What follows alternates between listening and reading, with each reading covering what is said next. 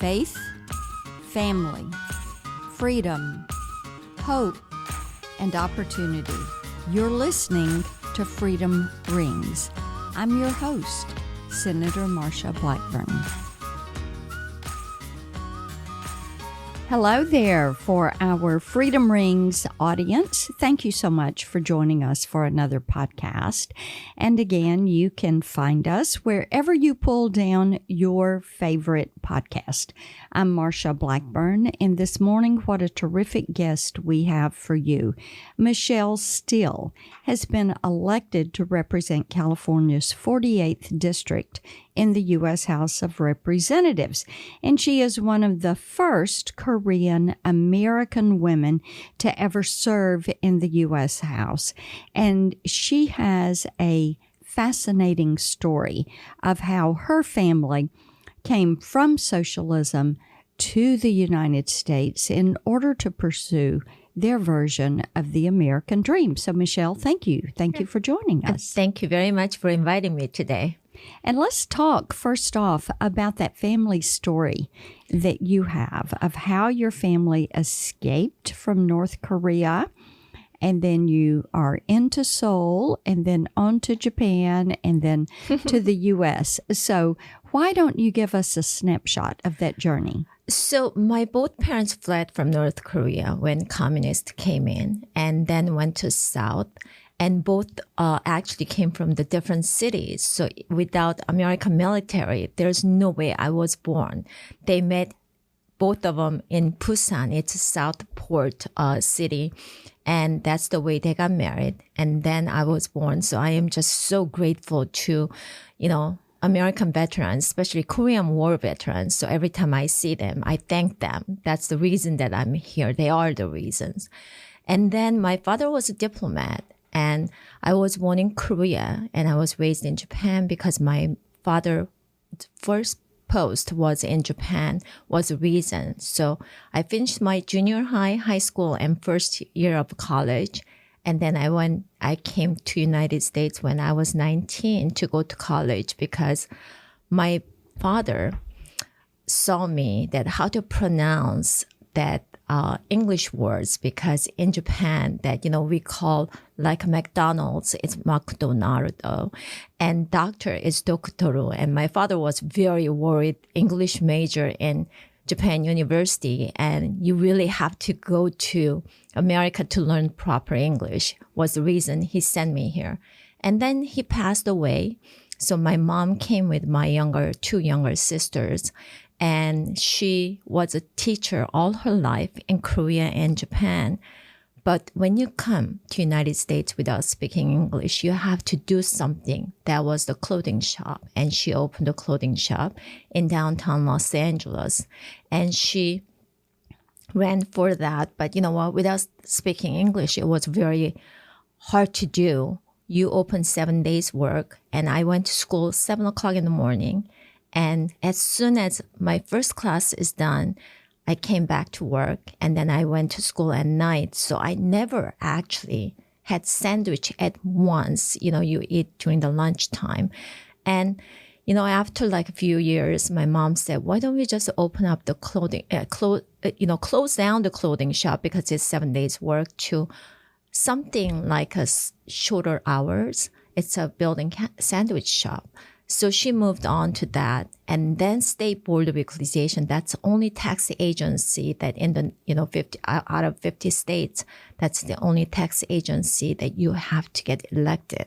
It's a partisan, and they collect the sales tax and their tax court, and they're the one actually assessed my mom that you owe us taxes. You used to pay so much, and you didn't pay. You know what? When you're ready to close down the store, your inventory goes down. So she paid the taxes accordingly. But first generation, you get a letter from the tax agency. She was very scared. So she paid the taxes that she didn't owe, plus the interest and penalty on the top of it. So she didn't owe them. She never owed that. And they came in and said, you do owe this.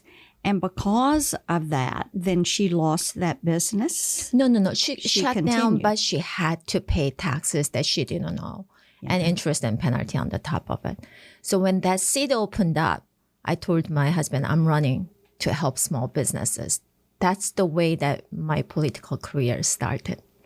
And that was not the first time your family had seen government come in and take over a business.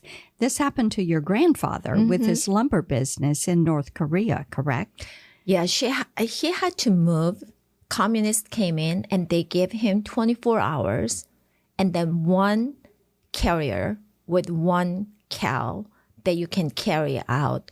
But when you have a lumber business, how are you going to carry all these woods out, right? From his business, he had to just put whatever he can, and then they came down to South Korea.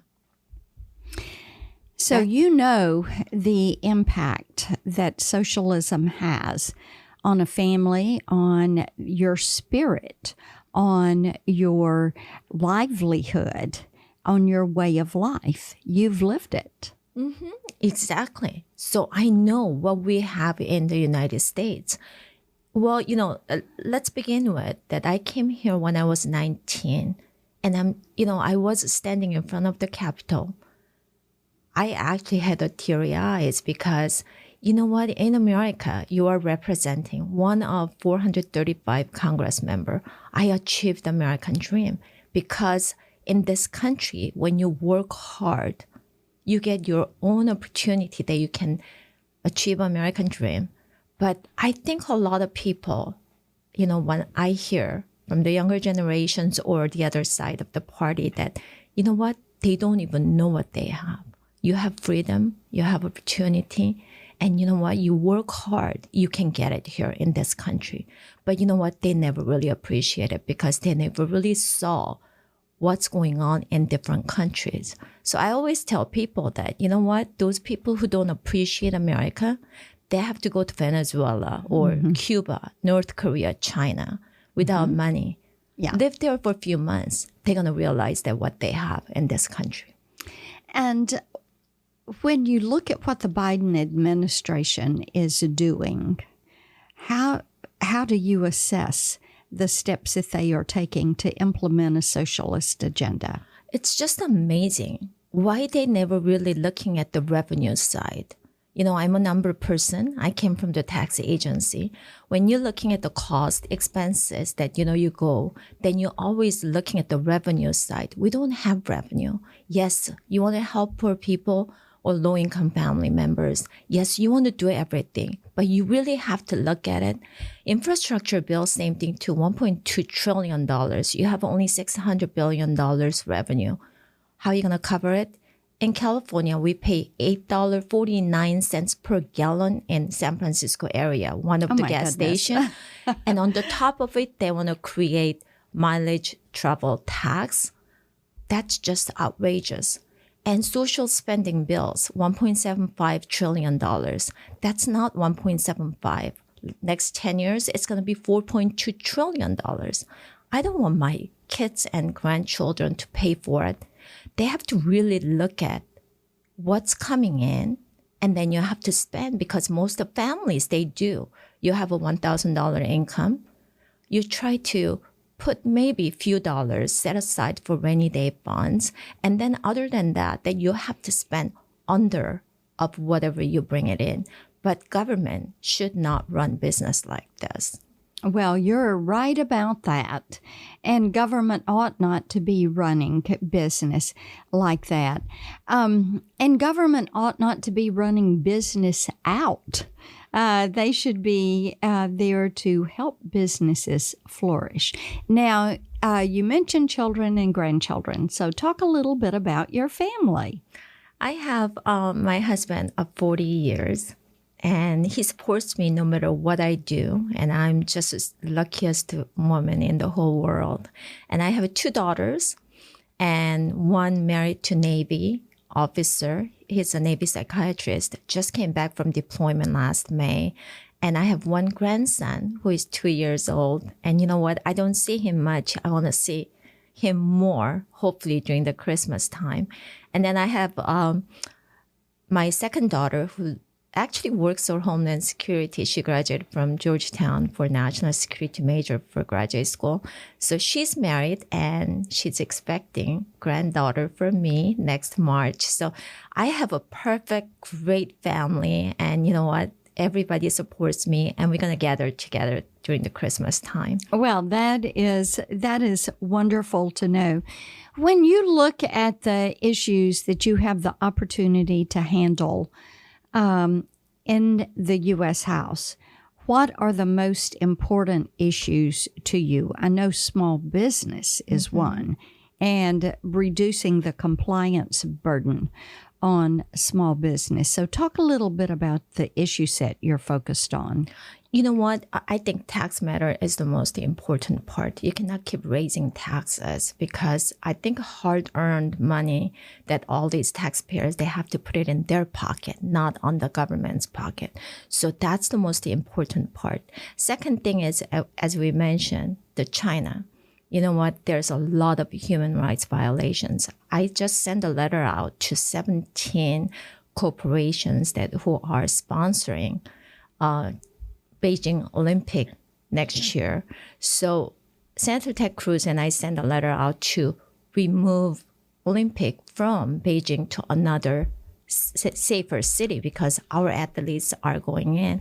So now that I'm asking these corporations to, since it never happened and it is happening, the Olympic is happening in Beijing. So I sent a letter out to corporations that you have a platform, billions of dollars of platform. You're making so much money from the Olympics, but why don't you spend a little bit to let people know how China is treating Uyghur community and, you know, this, like against Muslims and against Christians and human rights violations. I think they can put just a little bit of money and let whole world know what Chinese government is doing.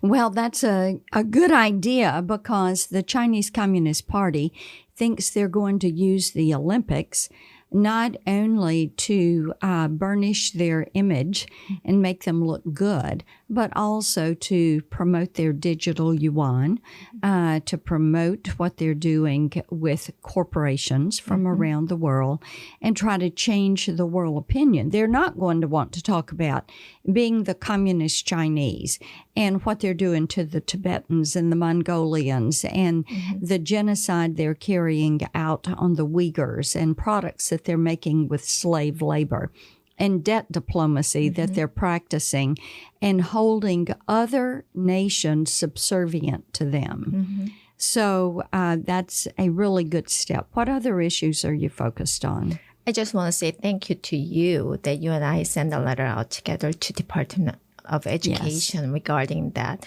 Confucius Institutes that we really have to get rid of because they are using that schools for their own propaganda. So that's most important. For me, other thing is just, stopping social spending for $1.75 trillion. But at the same time, right now that we have, supply chain crisis, it's in my district. That's, we had the oil spill because of all these ships are waiting there. Usually we have 15 to 17 ships. Now 170 ships are waiting to unload. So I send a letter out to, this is very important for American people because when ships are waiting longer and unload, we're not going to have anything on the shelves. At the same time that they go around and try to go to Florida and other areas, shipping cost is going to be doubled. Then that's going to cause inflation too. And everything's going to be more expensive. So I sent a letter out to Governor Newsom to declare the state of emergency so we can stop AB5. You remember you and I am so grateful. I'm learning so much from you. You and Ellis Stefanik and Senator Tim Scott and I tried to modernize Workers Act that, how I just don't understand that, how this California's failed policy that giving independent workers cannot work unless they belong to certain companies, why they are passing it at the federal level. So I asked governor to declare the state of emergency and bypass that AB5 so truckers can come in. And any truckers, independent truckers, right now they cannot come into California. So they can start actually deliver and unload from the ships and deliver those containers to outside of California or anywhere they suppose go. So during the Christmas, you know what, hopefully that everybody can get their own things that they want. And we have to really stop this inflation. I mean, it's just like the way too much crazy spending.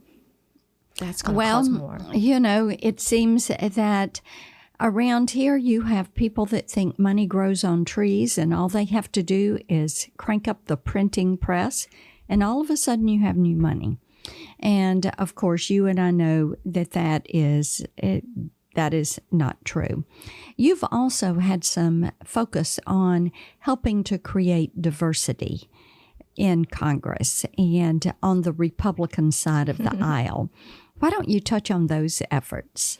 You know what? It really never happens overnight. And the Republican Party was not really good at messaging, I think. So, you know what? Mostly important thing is you just communicate and you go into those communities. In California, I've been working that for the last 30 years. And seems like I ended up running for Congress. But you know what? We are bringing a lot of Asian Americans. I concentrate more of Asian American community. So bring them into the local, they can run local office, you know, anything they want, then they can be trained and they can move up. So in Orange County, we have so many Asian Americans that actually they're representing as a city council and school board and other stuffs at right now, this point. So you know what? We really have to keep going out. For example, for Georgia, you know, we lost, Senator Perdue lost by 50,000 votes. We have 4% of registered voters are Asian Americans. Most of Asian Americans, about 60% of them, they're not identifying themselves that they're Republicans or Democrats. There are 280,000 people that they can vote. Means that utilize us, me, Young Kim, first-generation Korean Americans. We actually did a rally last year in December for Senator Perdue's campaign. But you know what? We have to go out. And I know California is totally hopeless, but Georgia, we can still make it. Well, let's not say they're hopeless. Let's hope that they give a turnaround. Yes. Exactly. Well, your family fled communism. You fled communism. You were here. So what does freedom mean to you? Freedom, you cannot really describe it. You know, freedom means that you can work hard and you can achieve American dream.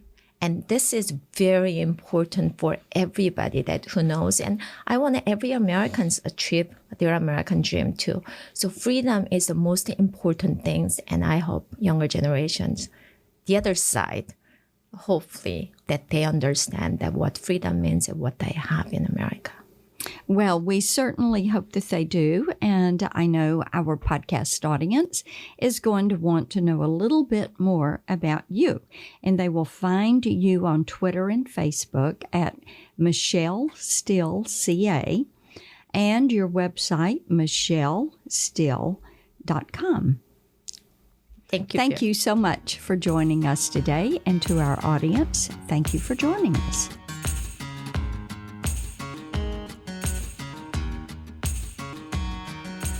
Thank you for listening to this episode of Freedom Rings. You can follow me on Twitter at Vote Marsha, Facebook at Marsha Blackburn for Senate, and on Instagram at Team Marsha.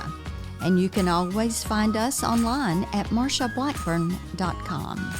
The Freedom Rings podcast is edited and produced by Jared Cummings. Executive producers are Conservative Partnership Center and Marsha Blackburn. Together, we make Freedom Ring.